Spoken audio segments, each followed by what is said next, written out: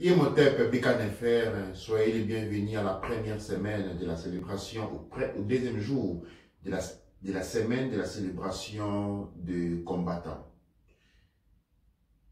Cette émission aurait dû être hier, aujourd'hui nous sommes le deuxième jour de la célébration des combattants, et nous allons commencer cette introduction en accordant 30 secondes de silence à la mémoire de ceux qui ont péri et ont fait qu'aujourd'hui nous soyons encore là.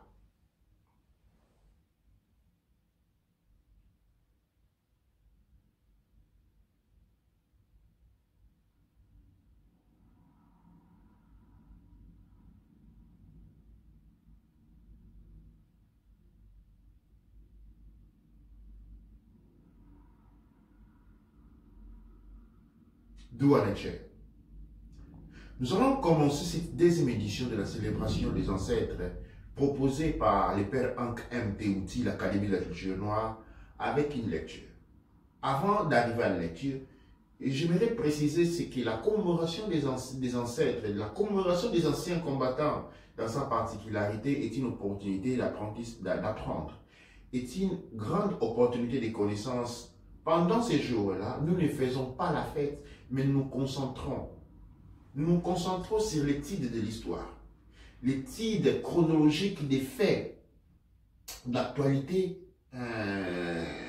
contemporaine et du passé. Parce que l'histoire, notre histoire, les vécus de nos ancêtres, les traversées de nos ancêtres, les périples de nos ancêtres, sont ceux qui ont fait de nous ce que nous sommes aujourd'hui. Mais ce que nous sommes devenus aujourd'hui peut être perdu dans l'inconscient. Et comment nous retrouvons cette clé perdue dans l'inconscient? Eh bien, à travers la célébration. La célébration des anciens combattants n'est pas un moment de colère. Ce n'est pas un moment de tristesse, mais ce n'est pas un funérail. Comme je dis, ce n'est pas non plus une fête, mais c'est une opportunité. Opportunité de nous concentrer sur l'histoire de nos aïeux, de ces grands combattants, de ces vaillants combattants. J'invoque ici la conscience de Shaka Zulu, Sumanguru Kante, Sundiata Keita, la reine Nzinga, la reine Kimpavinta, tous ces grands héros, proches et lointains. Yaya Mbangala, Koko Mbembazu, Koko Matswa, tous ces grands héros, tous ces grands griots, toutes ces grandes personnalités qui ont conduit la bataille contre l'anéantissement de l'humanité, des humanités, couche, Kamit, Congo, et pour lesquels nous représentons la descendance et le devoir d'inspirer les jeunes générations, parce que cette guerre n'est pas finie. Tout simplement, les nouvelles générations nées sur les champs des batailles n'ont connu autre et ont fini par confondre la normalité au terrain des batailles. Je marque l'introduction à nos ancêtres en m'adressant à eux dans les Médou Netcher et en disant Nuk penukut, nuk penukut, nuga penuka kut, nuga kut, nuga kut. Nuk penukut, nuk penukut, nuga penuka kut, nuga kut, nuga kut.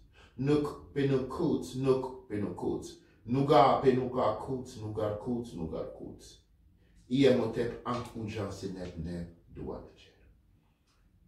Nous allons commencer par la lecture d'un petit passage. Ce passage m'a été envoyé par un jeune sur Internet. Il s'agit de la célébration justement du 1er décembre. Un 1er décembre très particulier parce qu'il rentre dans les collectifs historiques du peuple Kouch Kamit Congo. Il s'agit d'un 1er décembre marqué encore une fois du son Kouch Kamit Congo. Eh bien, c'est le 1er décembre de 1944 les massacres des dizaines de tirailleurs à Tiaroy. C'est l'épisode le plus triste et le plus accablant de l'histoire qui lie la France à l'Afrique. Plus que la colonisation et l'esclavage qui sont des processus de domination, les massacres des Tiaroy constituent, elles, la pire ingratitude jamais vécue par les Africains. Après avoir sacrifié leur vie pour venir au secours d'une France très mal au point dans la Seconde Guerre mondiale, plus de 70 tirailleurs perdront la vie pour avoir voulu réclamer ce qui leur revenait des droits. En réponse à leur mutinerie, le 1er décembre 1944, la France tire sur eux et fait plus de 70 morts à Tiaroy. D'autres parlent même de centaines de morts. L'événement se déroule dans les camps militaires de Tiaroy, à Dakar, alors que la Seconde Guerre mondiale n'est pas encore terminée. Les tirailleurs sénégalais seront libérés après le débarquement de la Normandie. C'est parmi ces lots des prisonniers de guerre relâchés par l'Allemagne qui vivra ce qui restera à jamais comme la pire façon de récompenser les services rendus, dûment rendus. Ces tirailleurs qui viennent du Nigeria, du Tchad, du Gabon, du Togo, du Soudan français, de la Côte d'Ivoire, du Dahomey, de l'Ubangui-Chari et du Sénégal sont estimés à plus de 1600 soldats à être regroupés à Tiaroy. Le casus belli de ces travailleurs reste la non-satisfaction de leurs revendications qui tournent pour l'essentiel autour des primes qui étaient leurs dues. Il s'agit entre autres des arriérés des soldes et des primes de démobilisation. Malgré la promesse du ministre des colonies d'accéder à leurs demandes, la revendication a commencé avant l'embarquement. Rien ne se sera fait. Cette trahison accentuée par la modicité de la somme qui leur sera versée va être la pilule à travers la gorge de ces tirailleurs. Les germes d'une révolte commencent à apparaître le 28 novembre 1944, quand les soldats refusent d'embarquer pour Bamako sans entrer au préalable en possession de l'intégralité de leur salaire, fonds et arriérés. Flairant une mutinerie, le général Marcel Magnan essaie d'intervenir mais bute sur la détermination des tirailleurs qui se tiennent en tête. Se sentant humiliés et déshabillés de son autorité, il décide de faire une démonstration de force pour mater la révolte. Il mobilise les moyens humains importants, gendarmes, soldats, tirailleurs et matériel chars, automobiles, blindés, mitrailleuses. Des tirs nourris entraîneront la mort de plus de 70 tirailleurs, au moins et plus d'une dizaine de blessés au matin du 1er décembre 1944. Parmi ceux qui s'en sont bien tirés, d'autres seront pourtant jugés le 6 mars en 1945 et lourdement condamnés.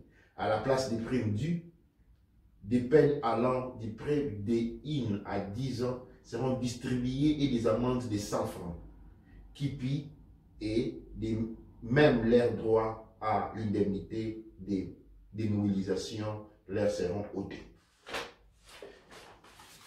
C'est une histoire qui m'a été envoyée hier, Douane et Cher, et ça coïncidait exactement avec la célébration des anciens combattants, et nous avons cet événement qui s'est passé au Sénégal. Et pourquoi cet événement est important? Cet événement est important parce qu'il rentre dans ce qu'on appelle la littérature classique du monde noir.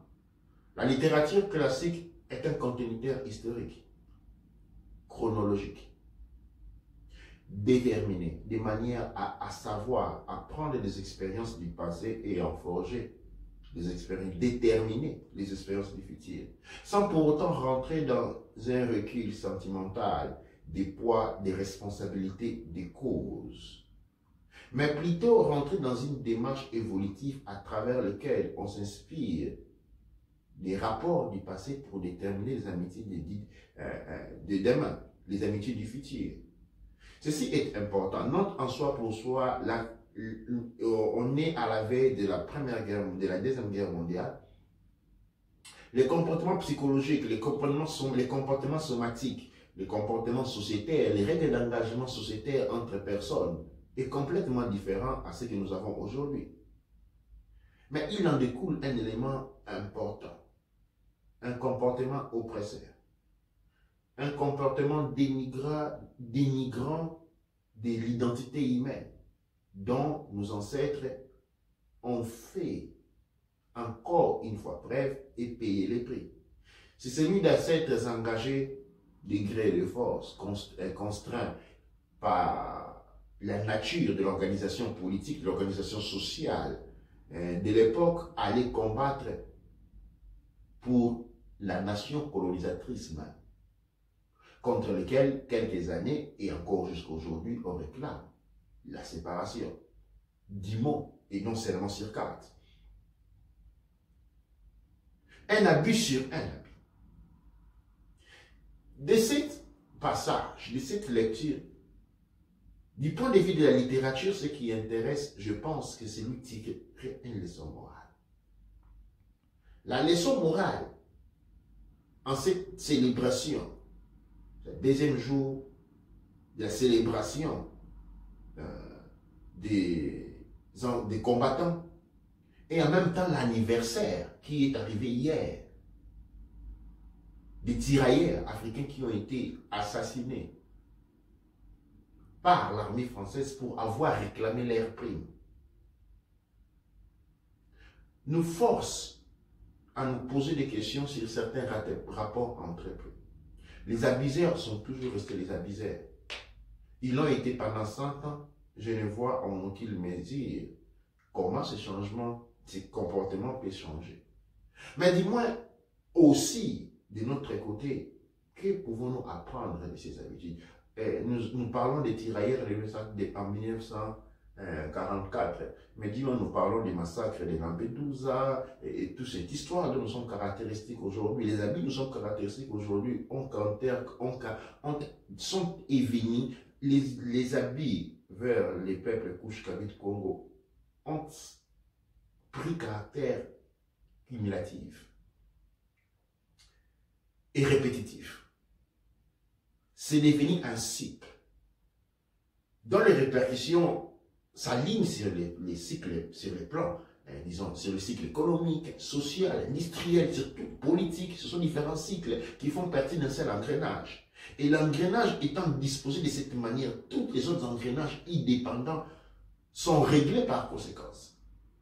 Et donc ici naît l'exigence, à travers la célébration des ancêtres, d'une réflexion profonde. Non une prise de position par rapport aux autres, non un élan sentimentalisme, à la limite tragique ou dramatique, mais plutôt une réflexion intellectuelle sur les rapports que nous avons par rapport aux autres, sur la perception que nous avons, nous, de ces autres, et la perception qu'ont les autres de nous.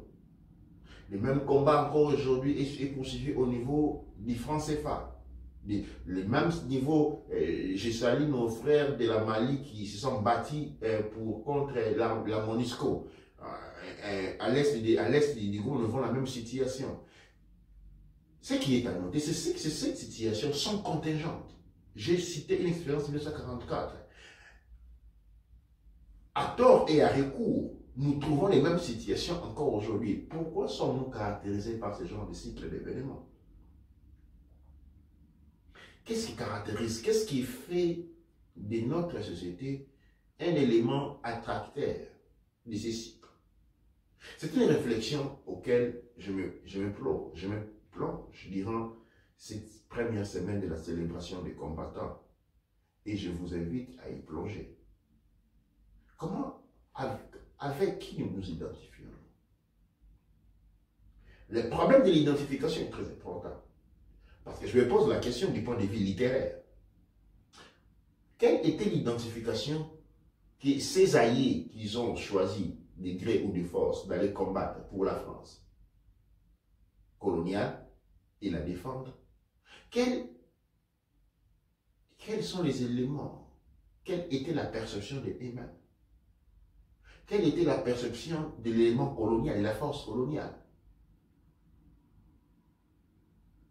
Si on était en mesure de comprendre sous clé littéraire ces retombées, alors nous comprendrons la nature de nos actions d'aujourd'hui.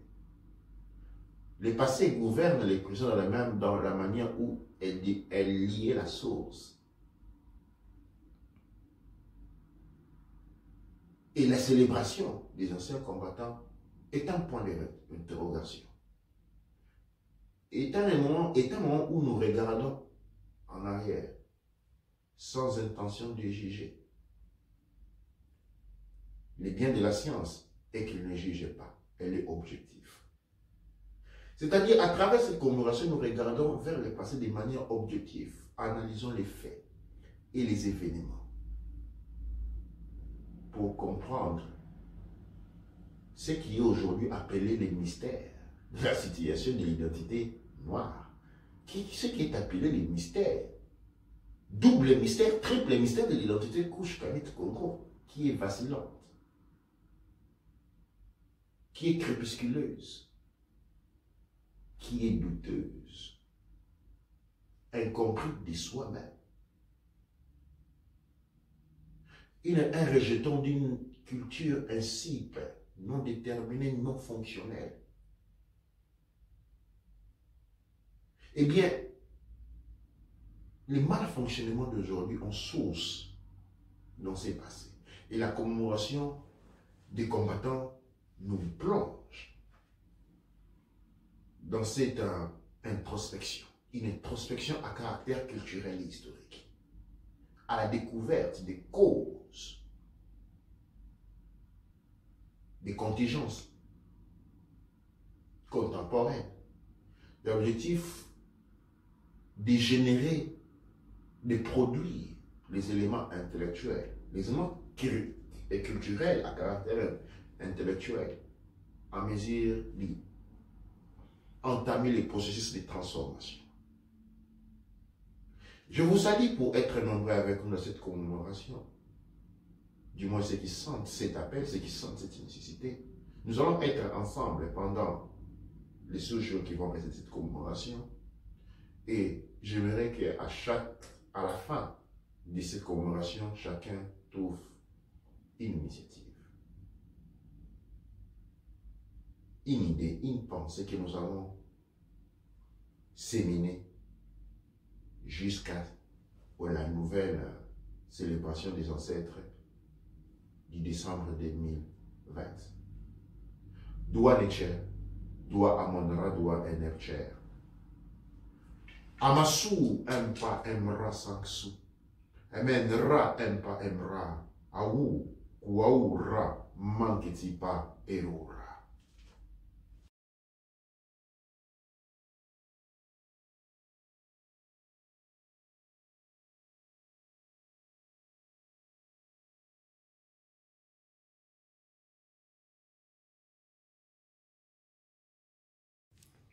Yamotep, c'est le Kareb Jidef Shekamrotep. Donc c'est pour vous inviter à nous rejoindre cette semaine pour la célébration des combattants. Nous sommes le 2 décembre, la célébration a commencé hier. Donc on est là aujourd'hui pour vous rappeler la mémoire des ancêtres, des combattants, de ceux qui se sont battus pour nous. En même temps, je me situe devant 2 cartes. Des cartes anciennes où on peut voir les royaumes. Donc ce qui nous rappelle aussi que nous ne sommes pas divisés, que nous faisons partie d'une même famille. Donc aujourd'hui le message est clair, nous devons nous rappeler notre mémoire et le partager, le diffuser autour de nous, afin que ce ne soit pas perdu, ni encore modifié ou effacé de l'histoire. Douane Tchia.